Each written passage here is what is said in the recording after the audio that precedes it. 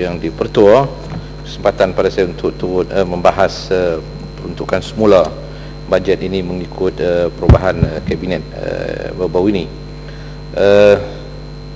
Apa yang telah pun disebut oleh Yang Berhormat Perdana Menteri, iaitu kabinet kerajaan ini akan dari sudut pencapaian untuk memastikan supaya setiap pencapaian yang dicapai itu akan dapat dilihat dan diukur dengan sebaik-baiknya.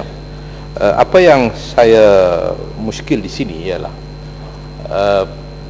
dulu sewaktu Perdana Menteri dulu, iaitu Yang Berhormat daripada Kepala Batas, sewaktu beliau mula-mula memegang jawatan Perdana Menteri, beliau bercakap soal report card, iaitu kad laporan, yang saya kira tidak banyak beza dengan soal KPI yang dianjurkan oleh Yang Amat Berhormat Perdana Menteri yang baru ini.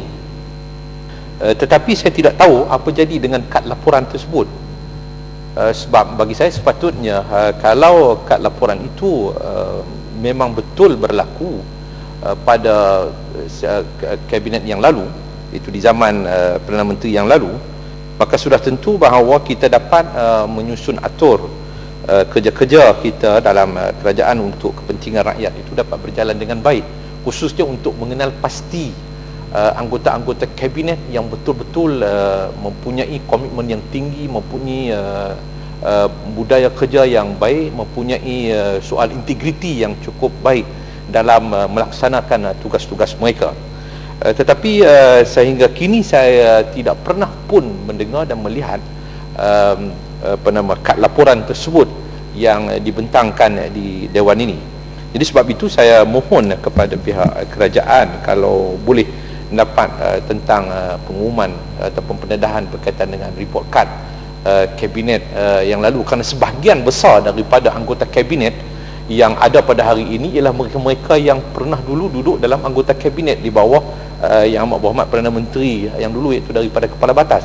Ini sangat penting untuk kita melihat, mengukur sejauh mana pencapaian dari sudut kerja-kerja yang telah dilaksanakan oleh anggota kabinet yang lalu. Saya juga melihat bahawa kerajaan macam tidak serius dalam soal kad laporan, dalam soal KPI ini. Saya melihat lebih banyak kepada soal retorik. Saya melihat bahawa dia satu benda yang cukup baik, benda yang cukup baik, tetapi saya lebih melihat dia kepada persoalan retorik untuk memperlihatkan bagaimana kerajaan kononnya mementingkan persoalan-persoalan budaya kerja yang baik, kejujuran, soal integriti dan sebagainya. Ini berdasarkan kepada soalan saya kepada Yang Amat Berhormat Perdana Menteri yang bertanya tentang soal KPI. Antara jawapan yang diberikan bahawa KPI adalah untuk membantu dan mendorong para menteri untuk berusaha gigih dan mencari langkah-langkah inovatif bagi membuat pembaharuan untuk rakyat, di samping memperbaiki sebarang kekurangan dan kelemahan yang mungkin timbul supaya dapat mencapai sasaran bagi setiap KPI. Kemudian disebut juga KPI juga boleh digunakan untuk mengukur prestasi seorang menteri atau timbalan menteri setelah ianya dilaksanakan. Tetapi oleh itu katanya, ianya tidak lazim diguna untuk tujuan pelantikan seorang menteri. Jadi apa guna kalau kita buat KPI, kita buat KPI ada kad laporan, tetapi itu tidak dijadikan ukuran pertimbangan untuk kita nak melantik seseorang semula ke jawatan dalam sebagai anggota kabinet. Jadi saya rasa bahawa sebab itu saya bertanya tentang soal kad laporan zaman Perdana Menteri yang lalu, sejauh mana dapat dibentangkan di dalam Dewan yang mulia ini untuk pastikan supaya kita dapat melihat, dapat mengukur bahawa anggota-anggota kabinet ini yang ada di hadapan kita ini, termasuk timbalan menteri, ialah mereka-mereka yang melalui proses yang lulus. Kira yang lulus dalam kad laporan, maknanya kad laporan mereka bukan kad laporan yang merah, tapi kad laporan yang yang baik, yang biru lah. Yang biru, kalau di sekolah dulu kalau merah kira teruk, kalau biru okey. Tapi sekarang kita nak lihatlah kad laporan tersebut.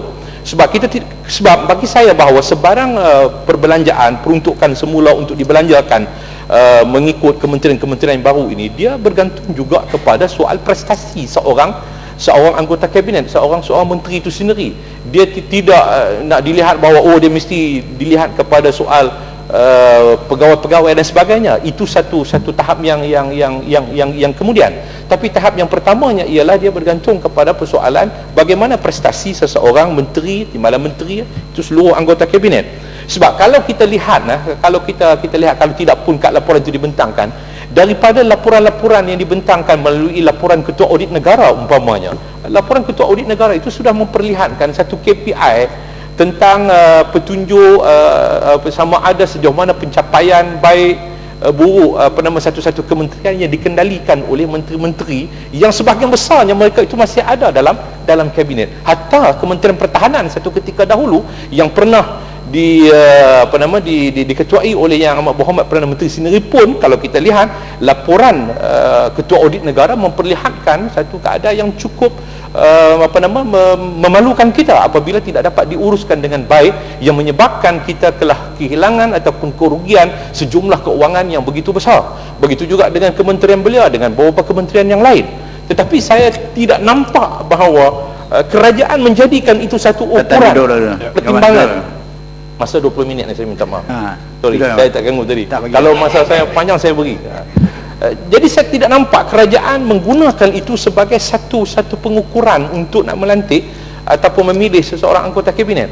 Kalau kita lihat bahawa kenyataan Yang Amat Berhormat Timbalan Perdana Menteri dalam isu PPSMI umpamanya, bahawa dia sendiri menyebut bahawa memang ada permasalahan dalam pelaksanaan PPSMI yang tak mungkin berlaku dan sebagainya. Kita kena pertingkatkan dari segi pembelajaran pengajaran subjek bahasa Inggeris itu sendiri. Dan beliau sendiri pernah pun menyebut sebelum ini bahawa kementerian beliau terpaksa membuat satu kajian semula kerana kajian yang dulu itu tidak boleh dipakai. Bermakna bahawa bila kajian semula, kajian yang dulu tidak boleh dipakai, ini bermakna bahawa KPI menteri sebelum itu terlalu lemah. Maknanya dia tak mampu membuat satu penghasilan kajian yang boleh memberikan petunjuk untuk memperlihatkan bahawa keputusan segera perlu dibuat untuk menentukan persoalan pelaksanaan PPSMI itu perlu dimangsuhkan, perlu dibatalkan. Jadi saya lihat di sini bahawa ramai di kalangan anggota-anggota kabinet, saya minta maaf kepada rakan-rakan saya, bahawa menunjukkan KPI mereka sangat tercorot berasaskan kepada apa yang telah saya sebutkan tadi. Jadi oleh sebab itu bagi saya bahawa saya mohon kepada pihak kerajaan seperti yang saya sebutkan tadi, bahawa untuk membentang kad laporan yang telah pun dibuat di zaman Yang Amat Berhormat bekas Perdana Menteri kita yang lalu, supaya kita dapat mempertimbangkan, rakyat dapat menilai. Kalaupun mereka menteri-menteri itu sudah dilantik, jadi rakyat boleh menilai dan rakyat boleh nilai sendiri, dan boleh kita tahu sejauh mana soal integriti yang ada kepada kepimpinan anggota kabinet dan juga pihak kerajaan itu sendiri. Datuk Speaker, saya juga ingin melihat bahawa persoalan isu-isu yang berkaitan dengan KPI ini juga ialah, apakah KPI kepada kementerian-kementerian itu nak dilihat sejauh mana, nak diukur pencapaian mereka itu dari sudut kepentingan rakyat ataupun kepentingan parti kerajaan yang memerintah, parti kerajaan yang memerintah. Saya bercakap ini kerana saya melihat bahawa seolah-olahnya ada dilihat bahawa peranan kementerian-kementerian tertentu ataupun agensi-agensi yang tertentu tidak dilihat bukan hanya sekadar untuk kepentingan rakyat, kepentingan negara, tetapi nak dilihat juga kepentingan kepada persoalan parti yang memerintah dalam negara kita, iaitu Barisan Nasional.